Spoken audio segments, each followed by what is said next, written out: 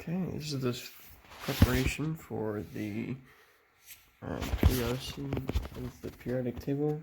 I pronounced that wrong, probably. Periodicity of the periodic table. Basically, I just had to remove the title cards. I'm fixing to shuffle. I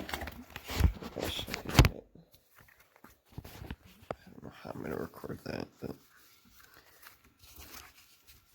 anyhow, I'll do a lot more shuffling than this, but it's kind of hard with one hand. So here I have laid out all of the pack 1 cards. Oh wait, I forgot. I gotta get in the video. Okay, I think that got me.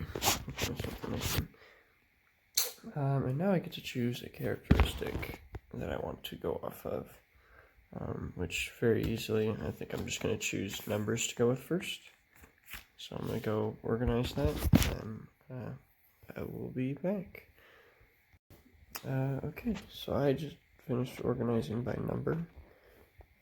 Very clearly there's a pattern here, as 1 is often the smallest, not often, always, and then it grows as the number increases across all the shapes we have here.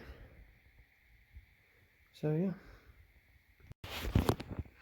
just making sure I'm in the video. Okay, next for activity 1, I chose to organize by shape.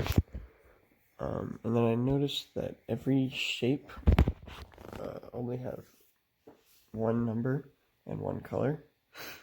Like, there's only one of these, one of these, and one of these.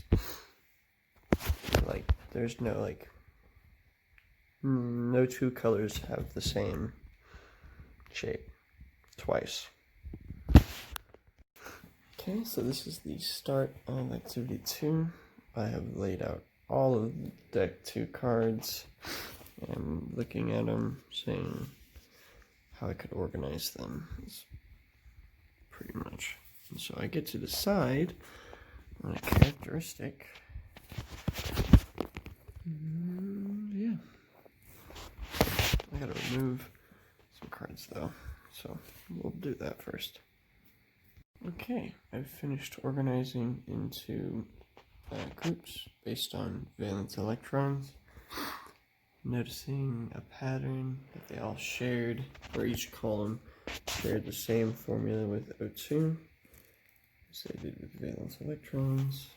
Pretty nifty, except for this guy. This guy's weird. It's helium. Just throwing that out there, but you know, weird. Okay. So this is the arrangement for the second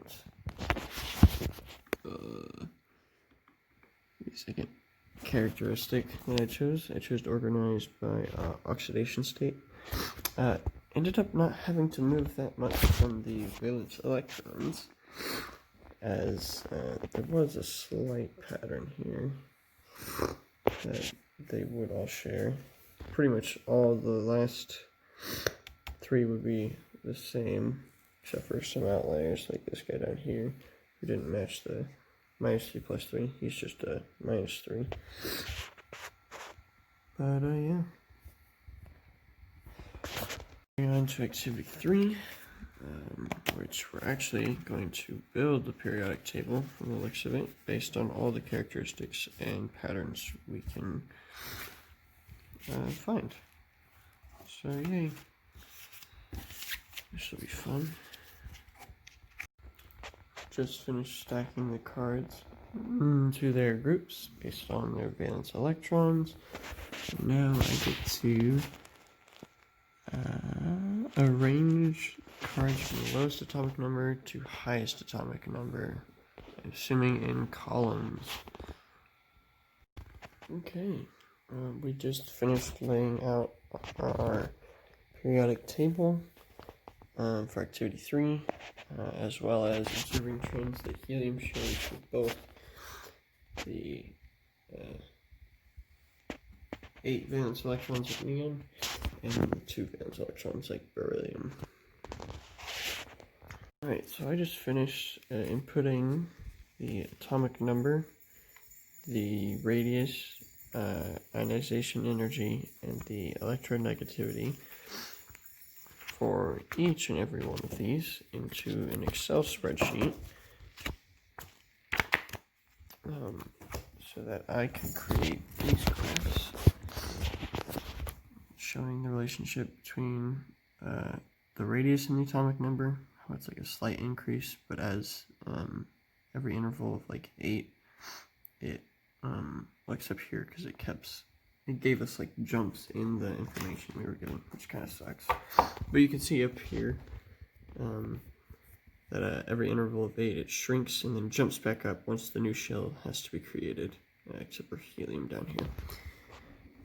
You can see the relationships throughout the other ones as well, and then just all the data I plotted all the way down there. But yeah, I think just gotta answer some questions, and that will be the end of the lab.